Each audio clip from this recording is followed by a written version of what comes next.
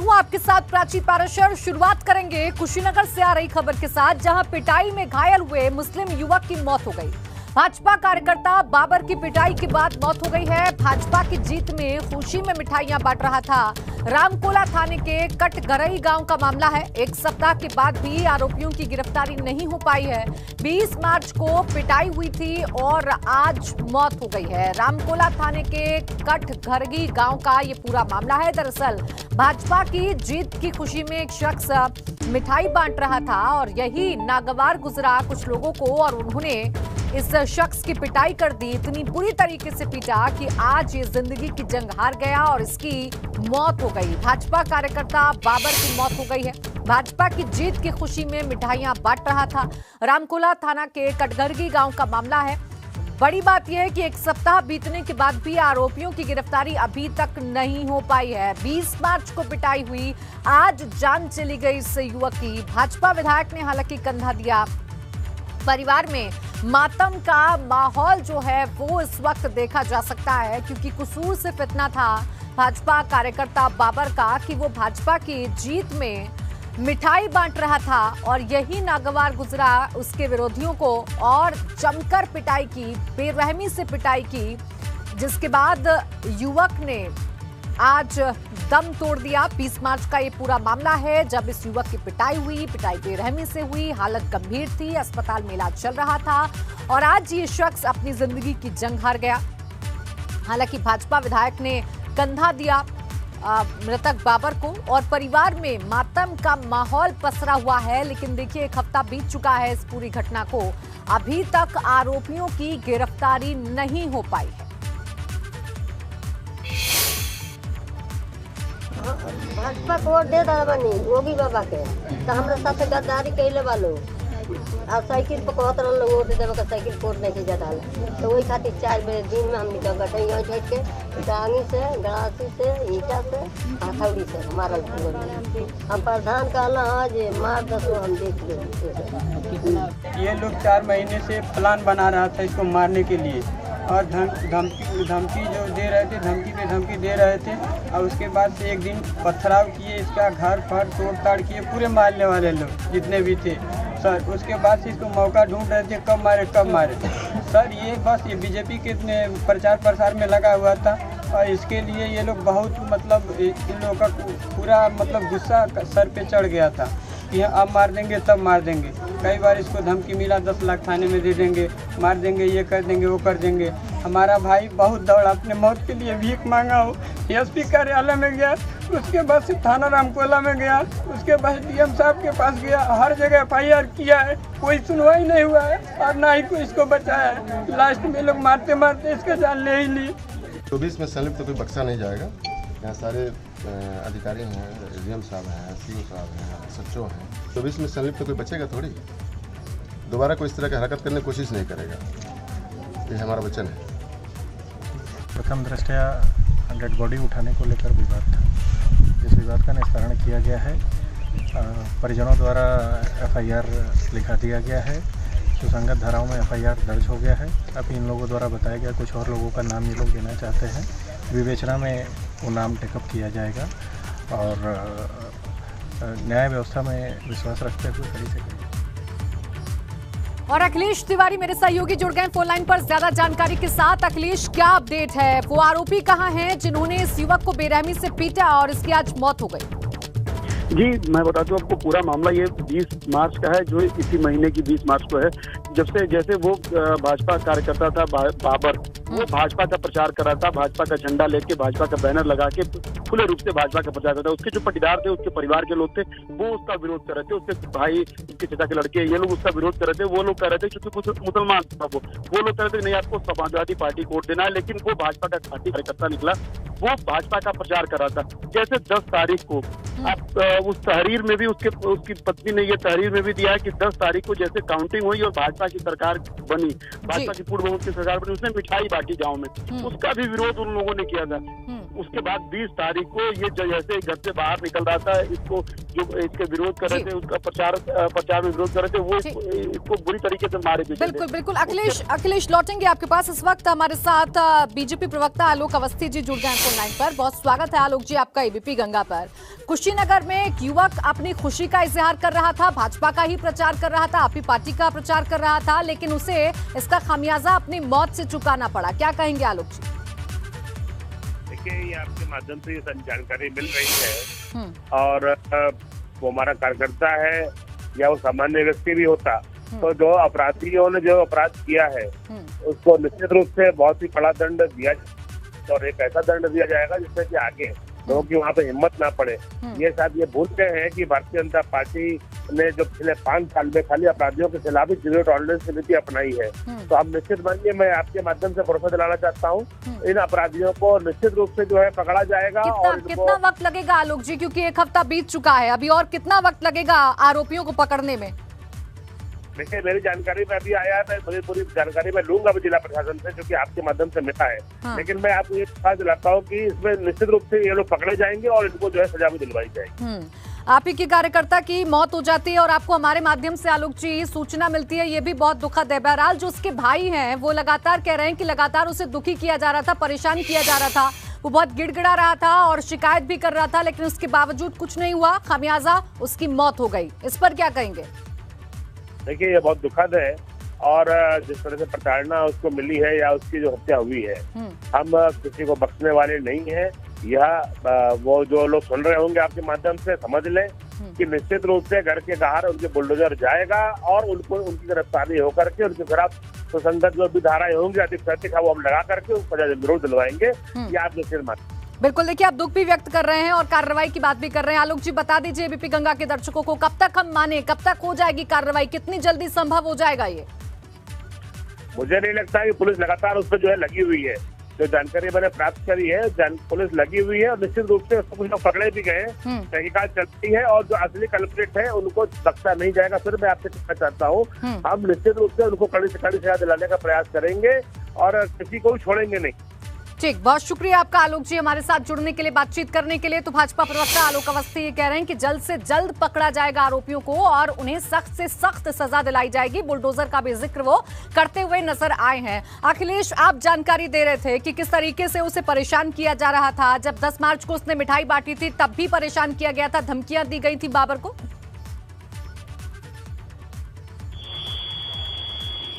वो लगातार मतलब पिछले 3 महीने से परिजनों का ये कहना है कि लगातार वो थाने का और एसपी का चक्कर लगा रहा था कि उसको धमकी मिल रही है मारने की। अगर समय रहते पुलिस ने कार्रवाई की होती, उसकी एप्लीकेशन पे, उसकी धमकियों के आरोप पे अगर कार्रवाई हुई होती तो शायद ये बड़ी घटना होने से बच जाती। और अब पुलिस कह रही है कि अभी तक पुलिस के हाथ खाली बताया जा रहा है, पुलिस ने अभी तक किसी को गिरफ्तार नहीं किया है। शुक्रिया आपका अखिलेश तमाम जानकारी के लिए। तो देखिए, अभी तक आरोपी गिरफ्तार नहीं हो पाए हैं, 1 सप्ताह बीत चुका है, लेकिन उसके बावजूद भी आरोपी अभी गिरफ्त में नहीं आ पाए हैं। सबसे बड़ा सवाल यही है कि भाजपा कार्यकर्ता बाबर की मौत के जिम्मेदार आखिर कब पुलिस की गिरफ्त में होंगे।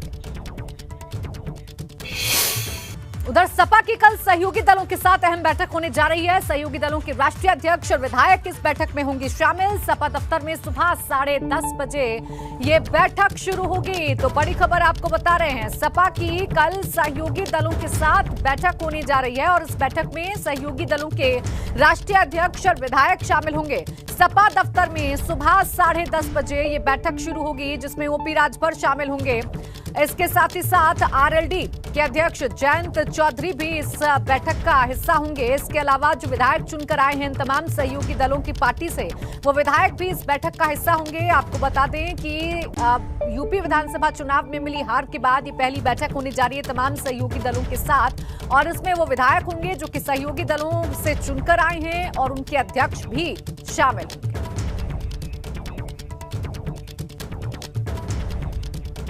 और चलिए सीधा लखनऊ का ही रुख करेंगे, जहां पर मेरे सहयोगी विवेक इस वक्त मौजूद हैं। विवेक, ये बैठक होने जा रही है, हार के बाद ये बैठक है सपा के अपने सहयोगी दलों के साथ, क्या कुछ समझा जाए, क्या कुछ बड़ी बातें इस बैठक में हो सकती हैं?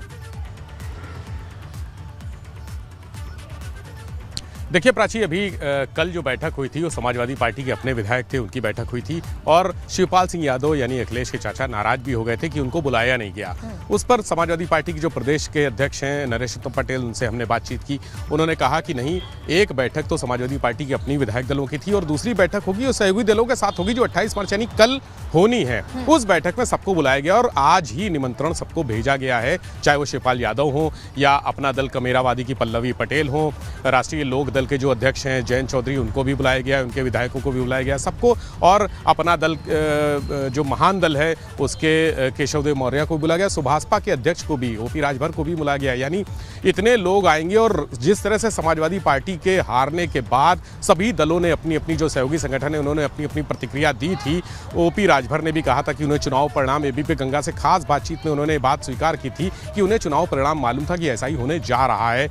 महान दल के जो अध्यक्ष हैं केशवदेव मौर्य, उन्होंने भी बयान दिया था कि उनका अपना वोट बैंक इस्तेमाल नहीं किया गया। यानी इस बैठक के पहले ही जो सहयोगी दल हैं, जो गठबंधन के दल हैं, उसमें फूट सामने आ चुकी थी। उनके अपने अपने नेता बयान दे रहे हैं। शिवपाल सिंह यादव ने कल नाराजगी जताई दी थी और स्पष्टीकरण भी समाजवादी पार्टी की तरफ से जारी हो गया। तो कल की बैठक अहम इसलिए है क्योंकि जितने जो साथ में रहकर एक दूसरे का विरोध कर रहे हैं वो यहाँ पर समाजवादी पार्टी के प्रदेश मुख्यालय में बैठेंगे, आमने सामने बैठेंगे। तो हो सकता है तस्वीर कुछ ज़्यादा ही अलग नजर आए, क्योंकि अभी तक आमना सामना नहीं हुआ है, सहयोगी संगठनों का एक संयुक्त रूप से बैठक नहीं हुई है। तो अब जब कल वो मिलेंगे, 10:30 बजे बैठक होनी है, अखिलेश यादव भी मौजूद रहेंगे, सारे सहयोगी संगठन जो दल हैं उनके प्रमुख नेता रहेंगे, विधायक रहेंगे। तो कल की तस्वीर कुछ अलग होगी इस बैठक की, और उस तस्वीर के बाद गठबंधन दलों को साथ में जोड़े रखना ये अखिलेश यादव के लिए बड़ी चुनौती भी है। इसीलिए उन्होंने लोकसभा की सदस्यता से इस्तीफा दिया है कि वो फोकस यहाँ पर यूपी में करें, उत्तर प्रदेश में करें, क्योंकि 2024 के जो चुनाव हैं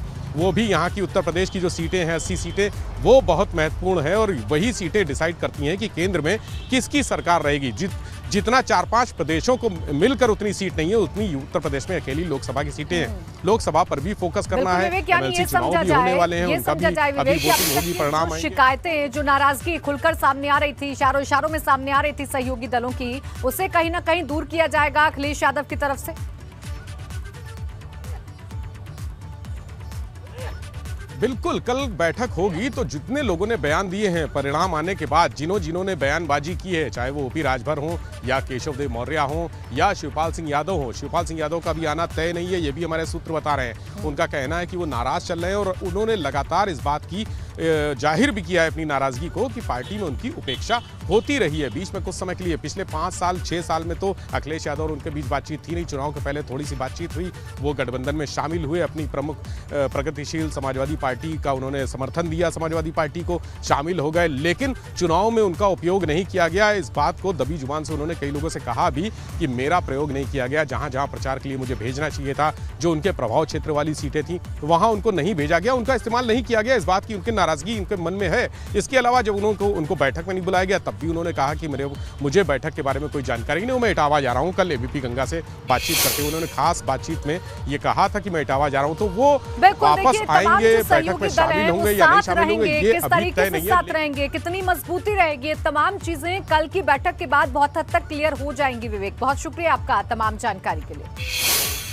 तो वहीं हार के बाद मायावती ने आज पार्टी के नेताओं के साथ बड़ी बैठक की। इस दौरान मायावती ने कई बड़े फैसले लिए। मायावती ने जिला और विधानसभा प्रभारी छोड़कर सभी इकाइयों को भंग कर दिया। मायावती ने आकाश आनंद को बड़ी जिम्मेदारी दी है। वहीं प्रदेश के लिए 3 कोऑर्डिनेटर बनाने का भी ऐलान किया, जो आकाश आनंद को रिपोर्ट करेंगे। वहीं एक और बड़े फैसले में बसपा ने आजमगढ़ से गुड्डू जमाली को लोकसभा उपचुनाव लड़ाने का फैसला लिया है। इसके अलावा कैडर को मजबूत करने पर भी चर्चा हुई। देखिए, हार के बाद ये बड़ी समीक्षा बैठक मायावती ने की है, कई बदलाव किए हैं और जिस तरीके से कैडर बीते कुछ दिनों में बसपा का कमजोर हुआ है, उस कैडर को मजबूत कैसे किया जाए, इस पर चर्चा हुई है और इसके लिए कुछ अहम कदम भी उठाए जा रहे हैं। 3 कोऑर्डिनेटर बनाए गए हैं जो कि आकाश आनंद को रिपोर्ट करेंगे।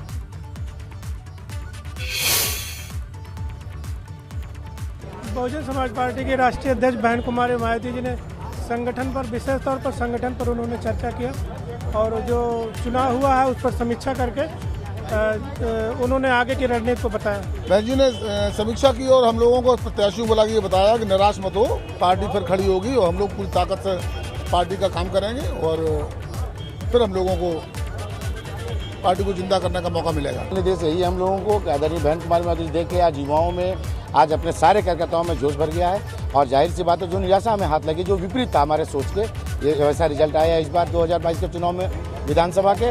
लिहाजा आदरणीय बहन कुमारी माधुरी ने अपने संगठन को फिर से मजबूत करने के लिए समीक्षा बैठक बुलाई थी। बहन जी ने कहा है उसी आधार से हम लोग बहुजन समाज पार्टी को मजबूत करने के लिए पुनः एक बार जोश के साथ सब लोग अपने अपने जनपदों में, अपने अपने मंडलों में, पूरे प्रदेश में उसी जोश के साथ काम करेंगे, जिससे बहुजन समाज पार्टी अगले चुनाव में पूर्ण बहुमत के साथ आए उत्तर प्रदेश में। बहुजन समाज पार्टी छोड़कर AIMIM कोड के टिकट पर विधानसभा चुनाव लड़े पूर्व विधायक शाह आलम उर्फ गुड्डू जमाली ने एक बार फिर से बसपा का दामन थाम लिया। पार्टी अध्यक्ष मायावती ने उन्हें आजमगढ़ लोकसभा सीट से उपचुनाव के लिए प्रत्याशी भी घोषित कर दिया है। अब उपचुनाव में वो आजमगढ़ सीट से बसपा के उम्मीदवार होंगे। मुबारकपुर विधानसभा सीट से 2012 और 2017 में बसपा के टिकट पर विधायक बने शाह आलम उर्फ गुड्डू जमाली ने 2022 के विधानसभा चुनाव से पहले बसपा की सदस्यता से इस्तीफा दे दिया था। उनके समाजवादी पार्टी में जाने के कयास लगाए जा रहे थे, लेकिन जब सपा ने विधानसभा चुनाव में टिकट नहीं दिया तो उन्होंने AIMIM के टिकट पर चुनाव लड़ा था। सीएम योगी ने गोरखपुर से वाराणसी के लिए नई उड़ान की शुरुआत कर दी है। आज वर्चुअल माध्यम से कार्यक्रम का आयोजन किया गया, जिसमें सीएम ने इसकी शुरुआत की। गोरखपुर से वाराणसी के लिए उड़ान सेवा शुरू होने से गोरखपुर से जुड़े गंतव्य स्थानों की संख्या 8 और कुल विमानों की संख्या 12 हो गई। कार्यक्रम में केंद्रीय नागरिक उड्डयन मंत्री ज्योतिरादित्य सिंधिया और राज्य मंत्री डॉक्टर VK सिंह भी शामिल हुए।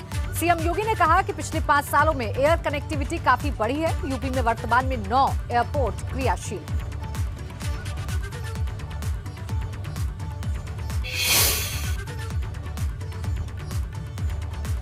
आज उत्तर प्रदेश के 9 एयरपोर्ट पूरी तरह क्रियाशील हो चुके हैं। यह सब संभव हो पाया है आदरणीय प्रधानमंत्री जी के मार्गदर्शन और नेतृत्व के कारण। आज से 5 वर्ष पहले उत्तर प्रदेश के जो 4 एयरपोर्ट क्रियाशील थे, उनमें से मात्र देश के 25 गंतव्यों तक की ही यात्रा संभव हो पाती थी। हम वर्तमान में प्रदेश में 75 गंतव्यों तक उत्तर प्रदेश से प्रदेश के और देश के विभिन्न शहरों की यात्रा कर सकते हैं। बाबा विश्वनाथ का धाम आज बाबा गोरखनाथ के धाम से वायु मार्ग से जुड़ रहा है और साथ ही साथ ये मेरे लिए अत्यंत प्रसन्नता का विषय है कि गोरखपुर से कानपुर, वाराणसी से मुंबई, कानपुर से पटना, कुशीनगर से कोलकाता समेत 6 अन्य फ्लाइट उत्तर प्रदेश के अलग अलग शहरों से प्रदेश और देश के विभिन्न गंतव्यों को जोड़ने के लिए आज प्रारंभ हो रही हैं। मैं इसके लिए माननीय श्री ज्योतिरादित्य सिंधिया जी को, नागर विमानन मंत्रालय को, प्रदेशवासियों की ओर से हृदय से धन्यवाद देता हूं। उधर मुजफ्फरनगर में किसान नेता और भारतीय किसान यूनियन के प्रवक्ता राकेश टिकैत को धमकी भरे कॉल आ रहे हैं। राकेश टिकैत ने मुजफ्फरनगर पुलिस में अनजान नंबर से कॉल पर धमकी देने वाले व्यक्ति के खिलाफ शिकायत दर्ज कराई है। राकेश टिकैत का कहना है कि उन्होंने कई बार पुलिस में शिकायत दर्ज कराई, लेकिन आज तक पुलिस ने ना ही तो उस अनजान नंबर को ट्रेस किया और ना ही फोन पर धमकी देने वाले व्यक्ति को गिरफ्तार किया। राकेश टिकैत का आरोप है कि कहीं ना कहीं फोन पर धमकी देने वाले बीजेपी के कार्यकर्ता हैं, जो कृषि कानून आंदोलन के बाद से लगातार उनको धमकी दे रहे हैं। अलग अलग नंबरों से फोन आते हैं, न्यूसेंस कर रहे हैं, बदतमीजी करते हैं फोन पे। और ये नहीं कि हमारे साथ में, परिवार के और सदस्य भी हैं उनके साथ में भी करते हैं। और ये सिलसिला पिछले 1-1.5 साल से चल रहा। हमने कोई नंबर सार्वजनिक नहीं करा। हम पुलिस फोर्स को ये नंबर देते हैं, भाई ये नंबर है, ये न्यूसेंस करते हैं, मारने की धमकी देते हैं, गाली गलौज करते हैं पूरे परिवार के साथ में, और कई नंबरों पे ये काम करते हैं। आज भी आया है तो आज भी हमने पुलिस को यहाँ पे थाने में दी है। अभी एक मामला संज्ञान में आया है। किसान नेता राकेश टिकैत जी के मोबाइल पे किसी व्यक्ति के द्वारा कॉल करके गाली गलौच और उनको धमकी दी गई है।